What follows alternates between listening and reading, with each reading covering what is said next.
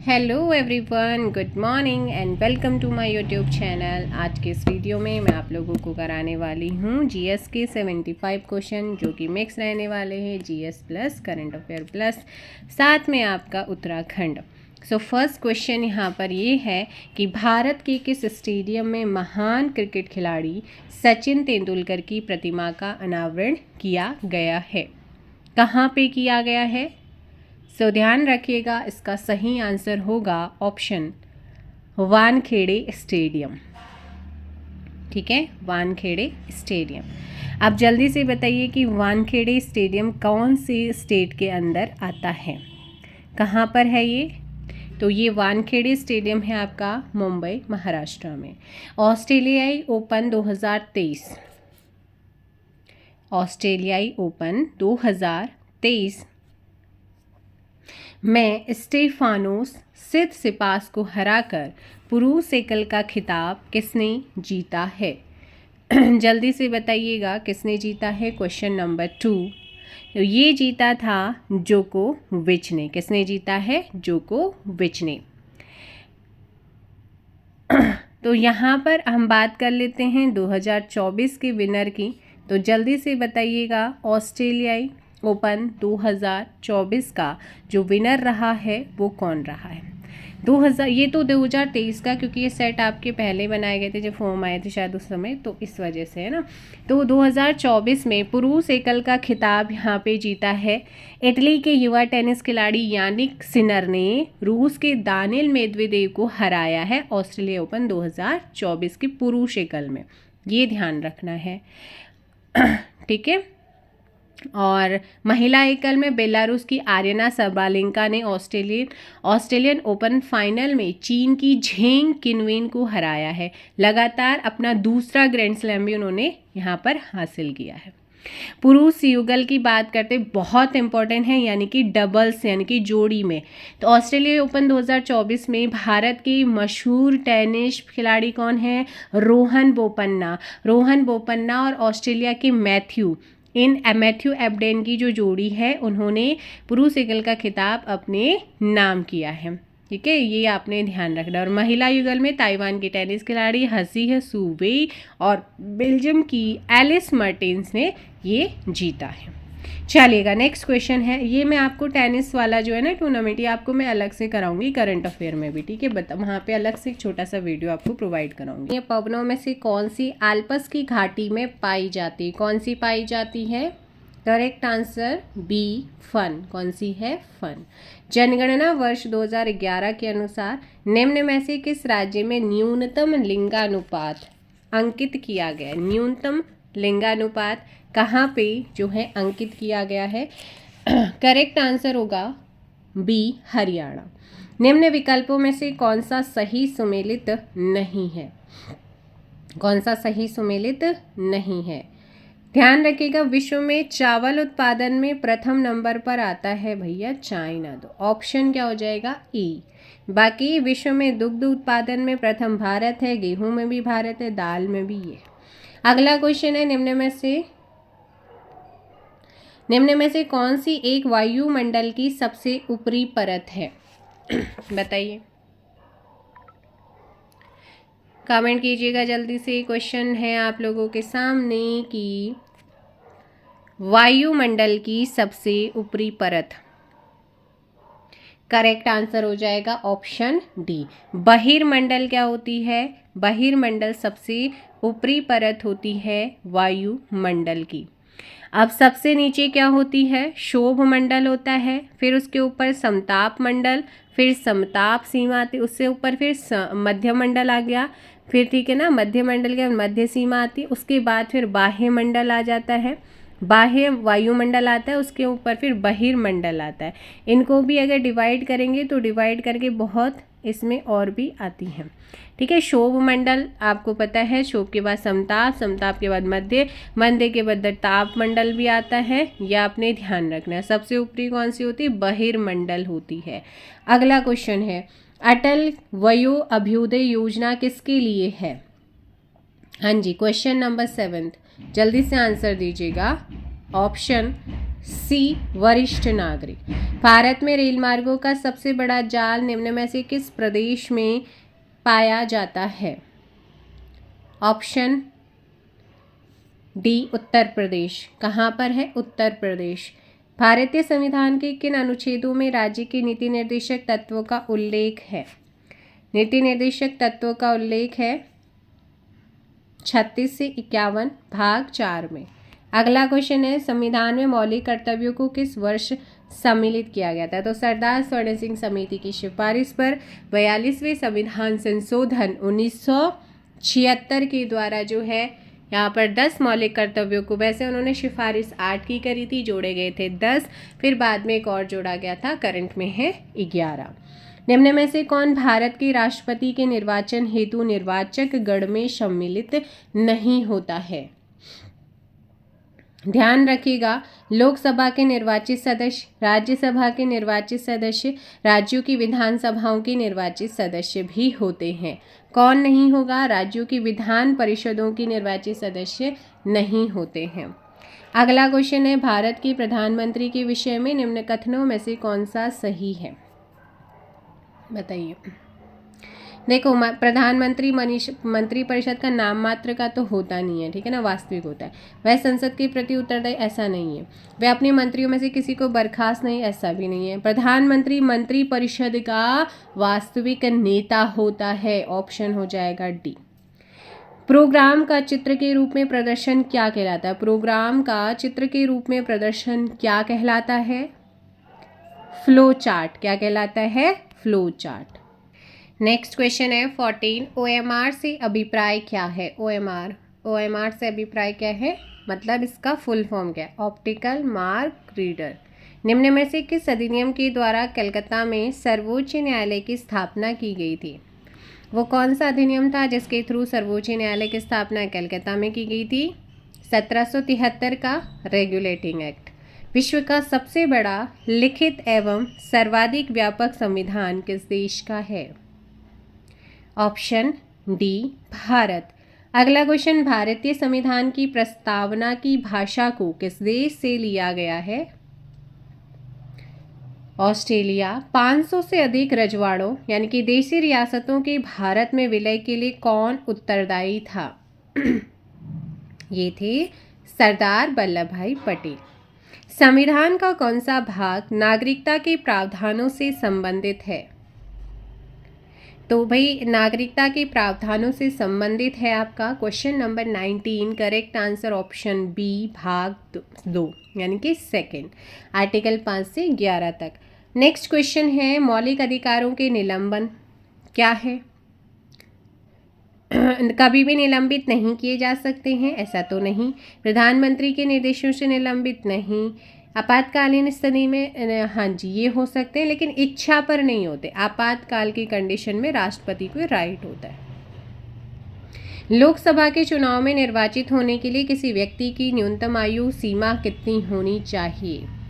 देखिए, अगर आपको लोकसभा का सदस्य बनना है तो आपकी उम्र 25 होनी चाहिए, और राज्यसभा का बनना है तो उसके लिए आपकी आयु 30 वर्ष होनी चाहिए। क्वेश्चन नंबर 22, कोविड-19 महामारी के हालातों में भारत में कौन सा क्षेत्र सबसे कम प्रभावित हुआ था और सकारात्मक वृद्धि भी दिखाई दी थी? ये क्षेत्र था कृषि का। भारत में गरीबी यानी कि पॉवर्टी को परिभाषित किया गया है। कैसे परिभाषित किया गया है? कैलोरी प्राप्ति से। Option D. निम्न में से किस खेल से मौजूदा ओलंपिक चैंपियंस नीरज चोपड़ा का संबंध है? भाला फेंक से। किससे है? भाला फेंक। प्रथम भारतीय साम्राज्य किसने स्थापित किया था? पहला भारतीय साम्राज्य किसने स्थापित किया था? Chandragupta Maurya. Stand up India योजना का उद्देश्य क्या है? स्टैंड अप इंडिया योजना का उद्देश्य क्या है? अनुसूचित जाति, जनजाति एवं महिला उद्यमियों में उद्यमिता को प्रोत्साहित करना। ताला नगरी किस शहर को कहा जाता है? बहुत बेसिक सी क्वेश्चन है। अलीगढ़, ठीक है, अलीगढ़। मुद्रास्फीति के कारण है, मुद्रास्फीति के इन्फ्लेशन के क्या कारण है? 28। देखिए, मुद्रा का प्रसार भी है, घाटे की वित्तीय व्यवस्था भी है और इनपुट के मूल्यों में वृद्धि भी है। आंसर हो जाएगा डी। नेक्स्ट है पशु रोग लंपी का। लंपी क्या है? एक पशु रोग है। प्रथम मामला भारत की निम्न में से किस राज्य में दर्ज हुआ था? ये दर्ज किया गया था उड़ीसा में। नेक्स्ट है भारत में कपास के बाद आने वाला कृषि आधारित दूसरा सबसे बड़ा उद्योग कौन सा है? कृषि आधारित की बात कर रहे हैं, तो इसमें हो जाएगा चीनी। गुप्त साम्राज्य का वास्तविक संस्थापक कौन था? गुप्त साम्राज्य का वास्तविक की बात करेगा, वैसे श्रीगुप्त ने कह रहा था, लेकिन चंद्रगुप्त आपका यहाँ पे फर्स्ट ध्यान रखना है। गेहूं के दाने होते हैं क्या? बताइएगा। गेहूं के दाने फल होते हैं, ऑप्शन सी। अगला क्वेश्चन, महावीर का जन्म कहाँ हुआ था? महावीर का जो जन्म हुआ था वो वैशाली में हुआ। 1 टेराबाइट में आपको मैंने एक क्लास में सारी चीज़ें बता रखी हैं। 1 बिट कितना होता है, 8 बिट कितना होता है, गीगाबाइट, टेराबाइट, आपका मेगाबाइट के भी सब कुछ बता रखा है। सो 34 करेक्ट आंसर ऑप्शन ए। और आता है क्वेश्चन, 1 टेराबाइट किस में शामिल होता है? कितना गीगाबाइट शामिल होता है? 1024। बिना केबल प्रयुक्त किए नेटवर्क को कनेक्ट करने वाले डिवाइस को क्या कहते हैं? वायरलेस कहते हैं। कुतुब मीनार के प्रवेश द्वार का नाम है? 36 अलाई दरवाजा। क्या है? अलाई दरवाजा। फ्लॉपी डिस्क का उपयोग किसके लिए होता है? ये होता है जो सूचना होती है ना, इंफॉर्मेशन, उसे स्टोर करने के लिए। पारिस्थितिकीय तंत्र के लिए वायुमंडल की कौन सी परत सर्वाधिक महत्वपूर्ण होती है? पारिस्थितिकीय तंत्र के लिए वायुमंडल की कौन सी परत सर्वाधिक महत्वपूर्ण होती है? क्षोभ मंडल। सतत विकास के लिए आवश्यक है। सतत विकास के लिए आवश्यक है क्या? देखिए, जैव विविधता का संरक्षण, प्रदूषण का निरोध और नियंत्रण, निर्धनता को घटाना, सभी सतत विकास के लिए आवश्यक है। All of this. जीव विज्ञान के जनक हैं। कौन है जीव विज्ञान के जनक? बायोलॉजी के अरस्तु। अगला क्वेश्चन है यहाँ पर, निम्नलिखित में से कौन सा सही सुमेलित है? देखिएगा, अगर मैं बात करूँ राजेंद्र, ये तीनों ही इन्हें क्या मिला है 2023 में उत्तराखंड गौरव सम्मान।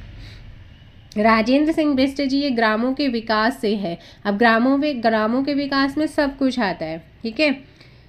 बसंती बिष्ट लोक गायिका हैं। डॉक्टर माधुरी बर्तवाल भी लोक गायिका हैं। तो इनमें से सभी क्या हैं? सही सुमेलित है। Option D. अगला क्वेश्चन है, 23 जुलाई 2023 को मुख्यमंत्री पुष्कर सिंह धामी द्वारा राज्य का पहला कंप्रेस्ड बायोगैस प्लांट का लोकार्पण किया। देखिए, 2023 तो 24 दोनों का ही इंपॉर्टेंट है आपके लिए करंट अफेयर। तो यहाँ पर आपका 42 का करेक्ट आंसर क्या होगा? Option D, Rudrapur. उत्तराखंड में पुरातत्व की दिशा को आगे बढ़ाने का श्रेय किन्हें जाता है?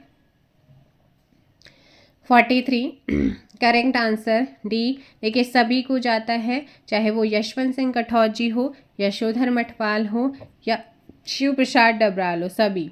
किस वेद में उत्तराखंड को देवभूमि एवं मनीषियों की भूमि, पूर्ण भूमि कहा गया है? किस में कहा गया है? 44 जल्दी से आंसर दीजिएगा। सी, ऋग्वेद। निम्न में से उत्तराखंड का कौन सा एयरपोर्ट सर्वाधिक संचालन में है? तो भैया कौन सा है? जौलीग्रांट। गढ़ एवं उनसे संबंधित जातियों में कौन एक सुमेलित नहीं है? 52 गढ़।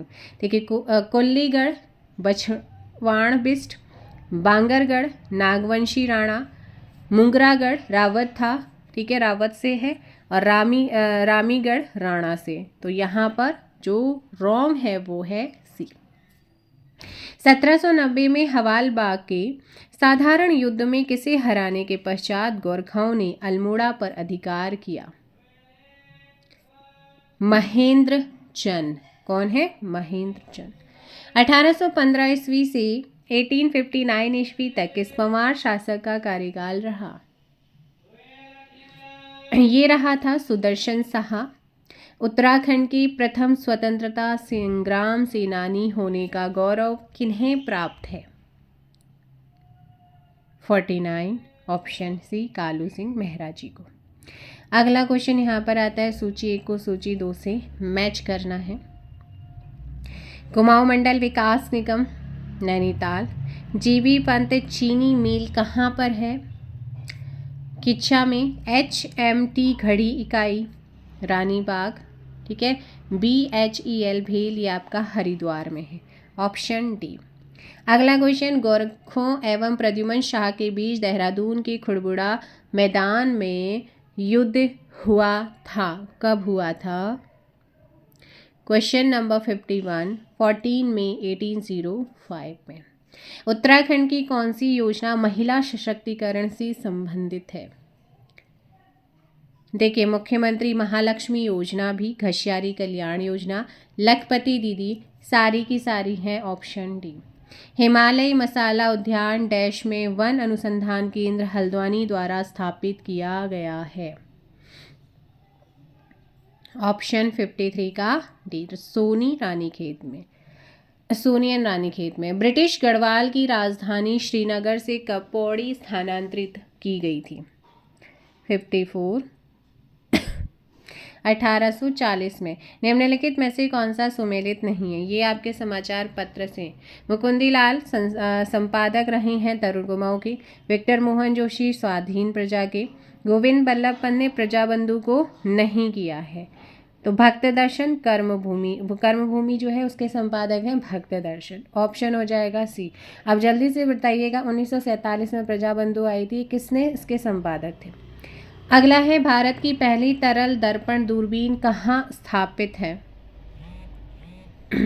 तो भारत की पहली तरल दूरबीन कहाँ पर स्थापित है? 56 देवस्थल, ऑप्शन डी।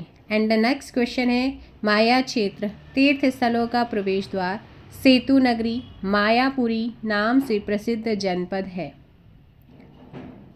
हरिद्वार। नंदा राजात में महिलाओं का जाना कहाँ तक स्वीकृत है? पातर नौचड़िया तक। कुमाऊं का पहला 6 रोगाश्रम स्थापित है कहाँ पे, यानी कि टीबी का? भवाली में, ठीक है ना। अगला क्वेश्चन है, बिरजमा गागास बीनू सहायक नदियां हैं किसकी? पश्चिमी रामगंगा। उत्तर भारत की प्रथम विद्युत संयंत्र ग्लोगी जल विद्युत परियोजना कहाँ स्थित है? तो ये उत्तर भारत की पहली विद्युत संयंत्र है, ग्लोगी जल विद्युत परियोजना मसूरी में है, ठीक है। 1857 की क्रांति के दौरान निम्नलिखित में से किसने गुप्त संगठन क्रांतिवीर बनाकर कुमाऊं क्षेत्र में अंग्रेजों के खिलाफ आंदोलन चलाया था? कालू मेहरा। अगला क्वेश्चन है, रानी टॉप कहाँ स्थित है? उत्तरकाशी में। कहाँ पर है? उत्तरकाशी। ब्रह्म गुफा व भीम गुफा कहाँ स्थित है? ब्रह्म गुफा व भीम गुफा कहाँ पर है? 64 केदारनाथ और रुद्रप्रयाग में। केंद्र सरकार ने 1965 में जनजातियों की पहचान के लिए किस समिति का गठन किया? लोकुर समिति। कौन सा कथन सत्य है? कौन सा कथन सत्य है? जल्दी बताइएगा। 66 का जल्दी से कमेंट के देखिए। जौनसारी जनजाति द्वारा हारुल, बिल्कुल सही। हारुल नृत्य की विषय वस्तु पांडवों के जीवन पर, बिल्कुल सही। रमतुला वाद्य यंत्र का प्रयोग हारुल नृत्य में होता है, ये भी सही है। सारे के सारे क्या हैं? सही है।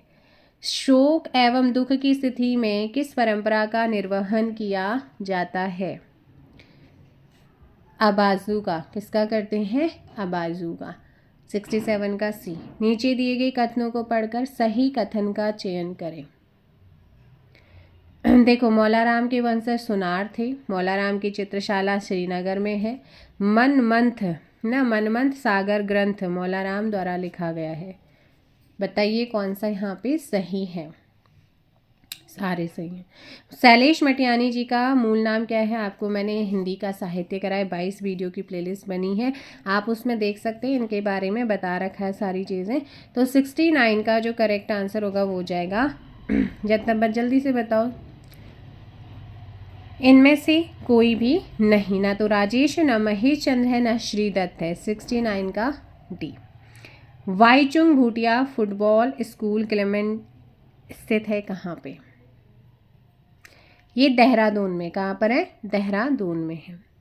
नेक्स्ट है 1969 में घनानंद पांडे जी को किस क्षेत्र में पद्म विभूषण सम्मान मिला है?